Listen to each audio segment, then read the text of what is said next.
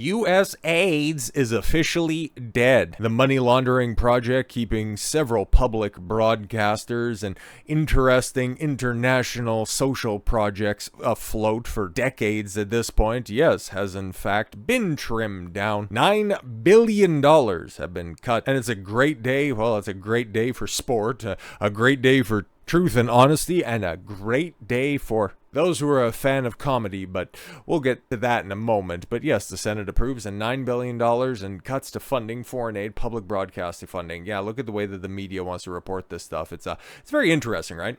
Senate passed President Donald Trump's request to rescind $9 billion in foreign aid and public broadcasting funding early Thursday, culminating in an hours-long vote-a-rama and sending it back to the House ahead of a Friday deadline. The 51-48 vote, Republicans Susan Collins of Maine and Murkowski of Alaska joined the Democrats. Well, big shock on that one. Two of the biggest rhinos in the Senate voting with their ideological compatriots. Color me surprised. Vice President J.D. Vance, who cast yes 2 tie-breaking votes Tuesday for the measure to clear procedural hurdles, was not needed for the final passage. Democratic Senator Tina Smith of Minnesota was hospitalized and missed the vote. Oh, that sucks. Hopefully she gets docked a day's pay for being unavailable for a vote. Both chambers, need to approve the request before it expires at the end of the week, or the funds will have to be spent as lawmakers previously intended. Boo. Time of recording, I'm not entirely sure, and maybe later today we'll get more information on that, but I digress. The House approved the original $9.4 billion recession request last month, but it faced pushback in the Senate, where some Republicans opposed slashing global health assistance, and funding for local radio and television stations. Yes, of course, you need to continue to fund NPR, which is God, man, what was that? Was that during the 2020 cycle? It must have been during the 2020 cycle, back when they said that, no, we didn't cheat, we just fortified. NPR was trying to claim that they were totally independent and not beholden to government funding. Oh my God, it's just, better days, right? The Senate began the lengthy vote series Wednesday afternoon, rejecting dozens of amendments and retaining international aid and sparing public broadcasting from cuts. The Senate's version targets roughly $8 billion in foreign assistance programs, including the United States Agency for International Development, or USAID. The package also includes about $1 billion in cuts for corporations for public broadcasting, which supports public radio and television stations, including NPR and PBS. Now, I said all of that to set up what comes next. It's so funny, right? Because the last time we heard that USAID was being audited and cuts were being made, we had a lot of ideologically driven video game developers suddenly slash budgets, cancel projects, and do a massive round of layoffs. There were a bunch of Hollywood projects that silently got shelved or pushed off to the side, and well, this time around, now that the cuts have been made final, I think probably the biggest head to roll is in fact that late night television has seen its first casualty. CBS cancels Stephen Colbert after late night meltdown over Trump's Paramount settlement. Network cites financial concerns as a reason. Nobody was watching. They couldn't sell advertising. And now that you're not getting some of that sweet, sweet USAID money, you have to say a farewell and adieu to all you boomers out there, the 25 that are still watching this garbage. It's so nice because last year, James Corden, thankfully and mercifully got taken off air. Now the Late Show with Colbert is going to be gone. It's just how much longer? Because I thought, at least when it came to prominence, I'm not entirely sure about the ratings, and I'm sure we'll get into some of that stuff, but I kind of thought that, Colbert was closer to the top. I think Fallon is probably the most notable one that's out there, but he's got Disney money, okay? That's on ABC, so if anyone's going to survive this late night purge, it's probably going to be Kimmel. And then, it's probably Colbert right after that, and then Fallon with the Tonight Show. It's just, it's a legacy brand that it really could go either way. I don't know if he has a few years left on his contract or if NBC wants to continue to float that, but it really doesn't seem long for this world either, because it's already an outdated model. But when you guys go so goddamn politically partisan down one direction, you just set yourself up on the time clock. You thought that you guys were going to win this shit, okay? You thought that the culture war was in the bag, and you thought that this was a done and dusted issue. Well, in so much as, there's still a discussion to be had, and, well, things look even more ropey than they ever have, especially with a certain list that's out there, which, honestly, just as a little bit of an aside, it's I legitimately legitimately don't care if the list goes out there. If you're interested in some of the names on that certain list of, certain child enthusiasts hooking up on islands. I mean, shout out Ryan Dawson. Like, he's had the list out there for years at this point in time. If you want to go fucking figure it out, go see it for yourself. It's out there. You can see how many world leaders, current and former world leaders, are on that list, and a suspicious amount from one certain country. But yeah, the whole voyeurism of, oh, we need to have the list out there, it doesn't really do anything for me, because yeah, guess what? There's somebody funding that shit. There are people that are making that stuff run, because yeah, just because that one guy met an unfortunate end one night in the prison cell doesn't mean that little racket hasn't been picked up by somebody else. So yeah, if you really give a fuck about the safety of these kids, if you really want to see, oh, these people brought to justice, you might want to take a look at who set that stuff up and who makes that shit run. But oh no, we don't want to have those uncomfortable conversations. We just want the voyeurism. We just want all of the public spectacle of, I know that name. Why is there so many Steens and Bergs on this list? It doesn't make a lot. But anyways, if you wanted to do politics, if you wanted to stay nonpartisan, yeah, you could have discussed a whole host of issues, but you didn't. You just decided to turn yourself into a propaganda campaign, and you thought that the fun times after you set everything up after 2020 were going to last forever. But oopsie daisy. It's a wrap, kids. But yes, in a move that sent shockwaves through late-night television landscape, CBS has canceled The Late Show with Stephen Colbert and has confirmed that the show will conclude its run, yes, at the end of next season, May 2026, marking an end of an era of one of broadcast TV's longest-standing franchises. And I'll be completely honest, I think that was the last time that show even had a bit of mainstream notoriety. Not for like a good reason, but just because it was so goddamn cringe. But anyways, the network cited purely financial decisions. Yep, and the challenging backdrop of late night.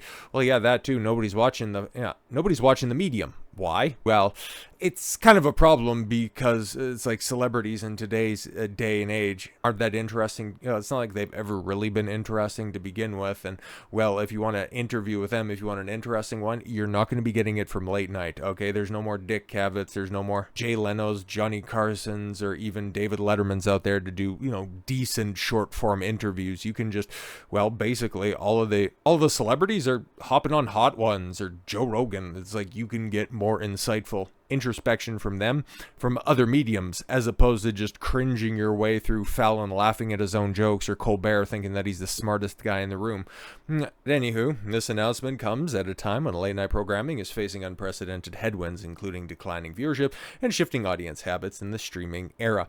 Even though, places like YouTube are really trying to make those shows seem popular, because everywhere you look, all over the homepage, and thank God YouTube is getting rid of the trending tab, something that I've honestly never sourced any of my viewing habits off of. I might have accidentally opened it a time or two, but I've never went, oh gee, I wonder what the top trending video on today or the past week has been. That has never influenced my viewing habits whatsoever. So getting rid of that, I mean, there's a lot of astroturfed accounts that are out there that'll probably be punching air right now. But outside of that, it's like late night most affected, because, yeah, Fallon clips, Kimmel clips, so many fucking Kimmel clips. And then, of course, yeah, Colbert, just a festoon across that stuff. Just 6-minute excerpts from their shows that nobody was watching. But hey, we'll just pump these into your YouTube algorithm and it'll just make it seem like they're still popular. But in actuality, their shit's getting canceled. But yes, however, the timing, mere days after Colbert publicly lambasted his parent company, Paramount Global, for settling a lawsuit with President Donald Trump,